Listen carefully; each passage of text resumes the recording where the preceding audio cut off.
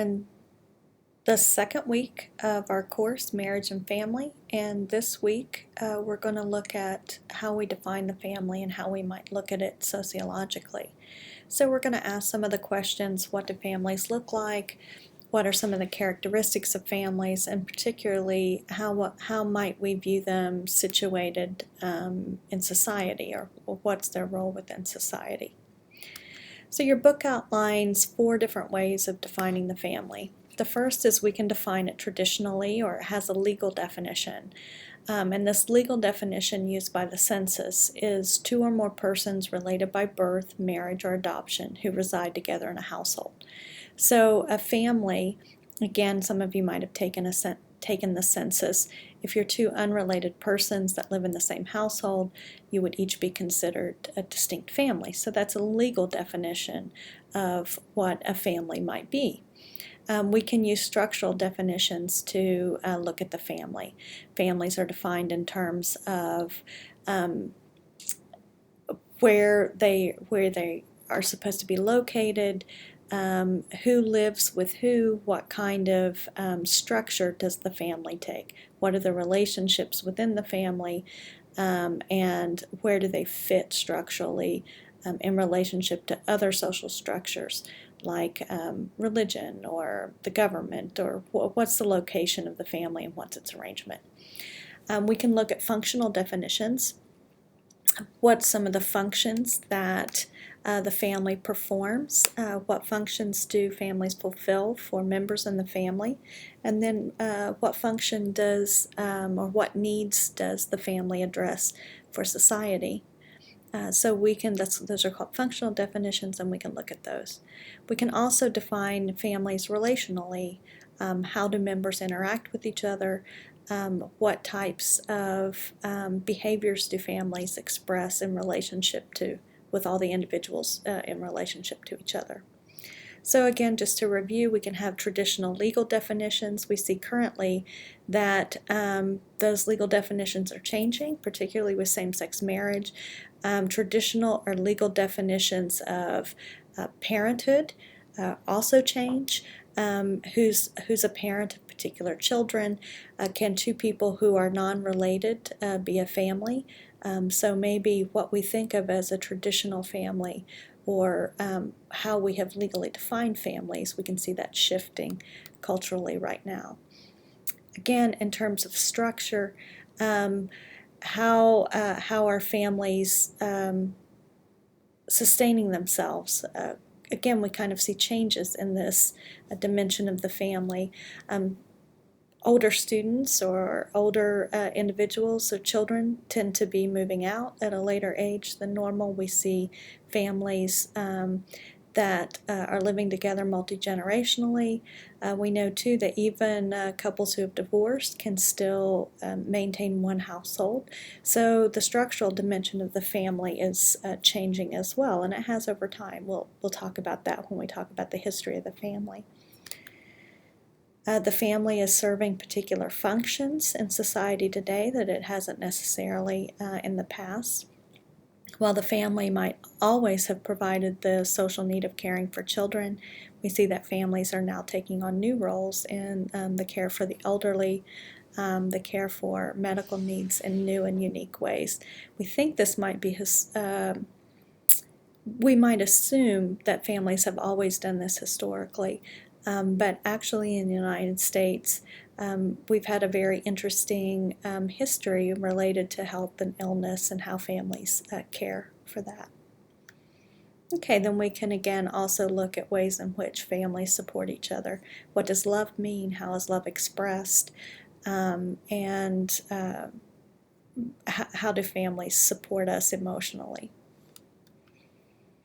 One thing that the book discusses, and as a sociologist it's important to understand, that most ideas or concepts or things that we think of as what is normal, sociologists would say that those things are constructed, or they're built by social groups, that they have meaning only because we've given them meaning. So the family only has meaning because we've given it meaning and we've decided that it means that particular thing. Whatever is considered normal or considered normative, it's only considered so because there's developed some agreement about what the family means and what it is. Now that's not only found in sociology, but that's a perspective that's particularly sociological. What is normative becomes supported by ideology, and in, again, sociology, the word ideology has a connotation of power attached to it. It's not just, oh, I have an idea or I don't have an idea, or I agree with this concept or that concept. It refers to those ideas and beliefs we have that have been influenced by powered relationships socially. What is normative becomes normative because there are particular interests in keeping that definition of what's normal consistent and consistent over time. So again, the family, or the idea of what a family is constructed. It's developed over time. Some ideas about what a family is becomes normative, or they set the standard for how other families are compared. And these ideas of what a family are, those normative ideas, are supported by a larger ideology of other beliefs and values that sustain our ideas about family. How do we know what a normative family is? Well, a lot of times we know what a normative family is and whether we have one or not because we receive some kind of negative sanction about our family or our dating relationship, and we begin to learn what is not normative, what's not acceptable. Social control mechanisms are used to help us decide, are our relationships normal or not? Some of those sanctions can be formal or they can be informal. Let me give you an example. In the 50s, in many states, it was formally illegal to marry someone outside your race. So that was a formal or a legal negative sanction for being a mixed-race couple. Of course, there were also informal sanctions in the 50s and early 60s for those couples as well. They might be shunned, they might have violence, might face violent threats or actual violence, but not necessarily, informal sanctions are not necessarily formal sanctions. Formal sanctions are legal, informal sanctions are social sanctions. Even today we might face informal sanctions, particularly around dating, and so I imagine that many students have received some informal sanctions, that they've received some instruction from their family about who they're expected to marry, who they're expected to date.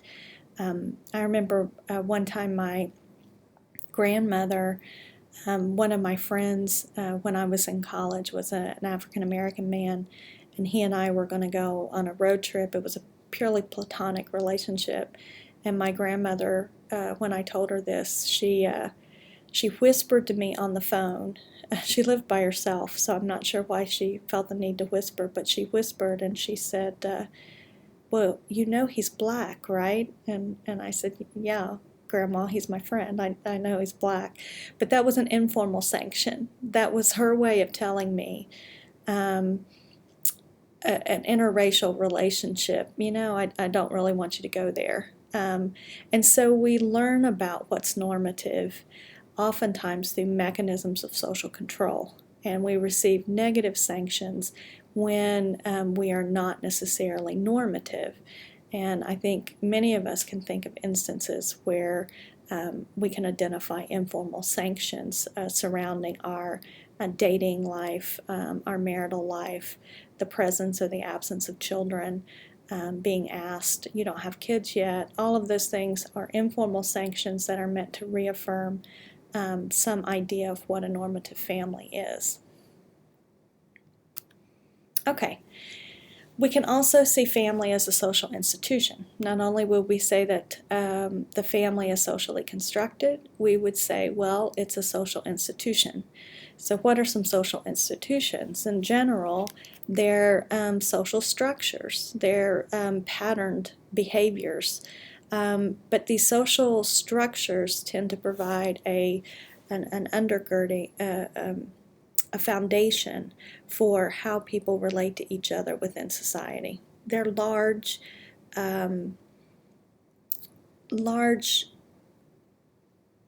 organizations oftentimes that we use to connect us to other people and connect us to society at large. So for example, the government would be a social institution. We could look at all aspects of government as that institution, whether they're local or state or federal, and we all interact with the government in very similar ways.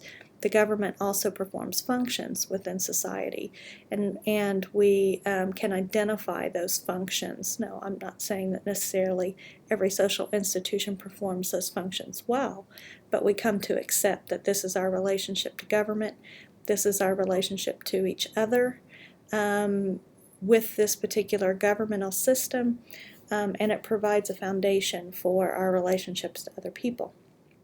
Education, we could say education is a social institution. Again, it has routine practices and patterns of behavior that help keep us in relationship, help keep our behavior in check, so that we can function well within society. Religion is the same thing. Religion often teaches us what's appropriate behavior, what's inappropriate behavior. Again, it helps socialize us into those practices that become important to social cohesion. Okay, so how does the family function as a social institution, and what social needs does it address? Well, we've talked about a few. For care of children, we sustain families economically, so it's a primary economic unit. When we think about what society needs, children need to be educated. We need families to, again, socialize us based on what normal behavior is. So the family addresses many social needs and provides that same type of structure, it teaches us the same patterns of behavior as many of these other social institutions. Now, we can look at the social institutions as being similar to a piece of fabric. And if you've worked with burlap, or if you've had a sweater and you pick one thread of that sweater, all of the other threads around that sweater tend to pucker and tend to bunch up. So if we think of social institutions as being this like a piece of fabric, then we would see that when the government isn't able to meet the needs that it has addressed in the past, it's like pulling that thread, and all the other social institutions kind of pucker around it.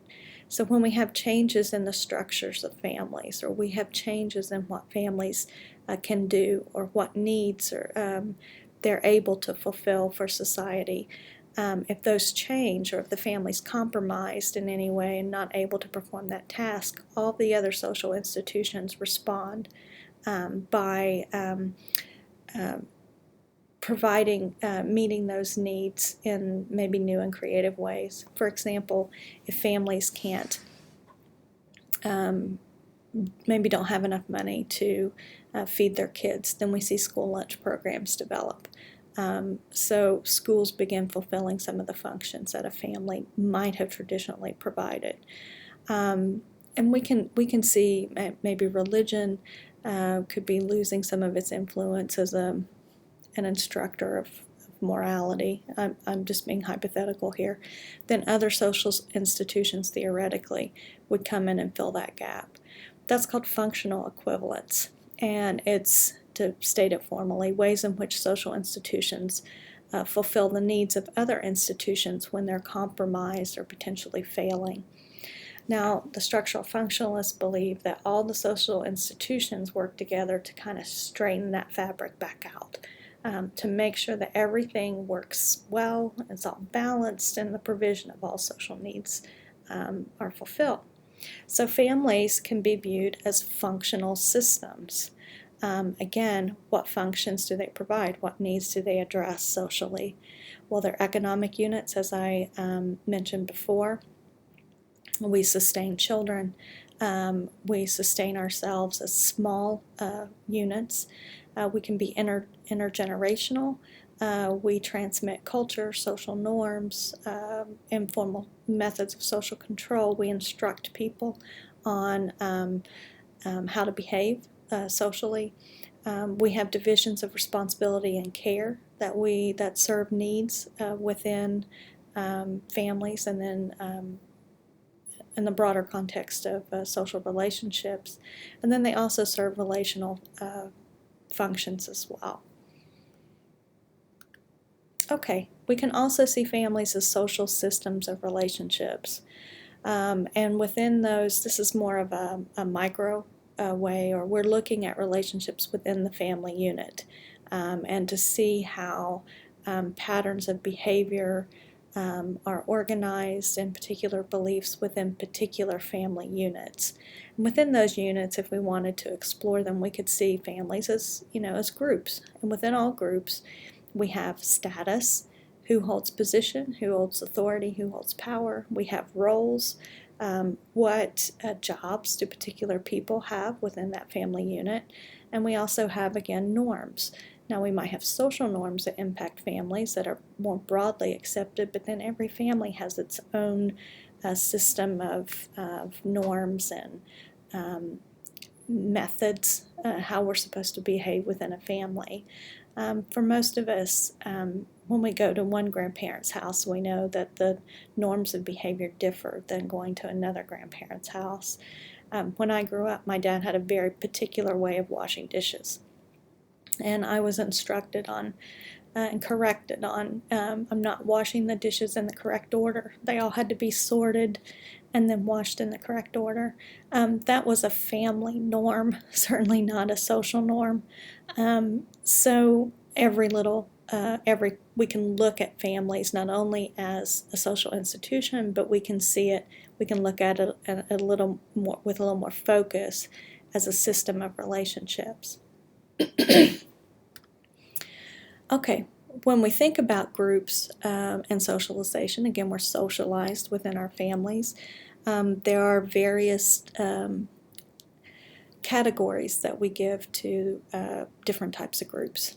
Now, families normally we would call primary group, and a primary group is a small number of people who interact directly. There would be a more intense relationship. These relationships tend to be with people that we see face to face. We see more frequently in terms of number of times, and we also see them for greater duration. I think that applies for many of us to families. I see more, now we might say more work colleagues. I might see work colleagues for more hours during the day than my family. But certainly when I think of those primary relationships, I think of my family. Now, secondary groups also help socialize us into behavior. In a secondary group, we can also see families as secondary groups. These are larger. They tend to come together for a purpose. Work relationships tend to be considered secondary groups, but sometimes you'll see extended family or extended family members serving these, acting as secondary groups. So we might contact an uncle to see if he can give us a job referral, that there's a goal orientation. We might not see that uncle very often.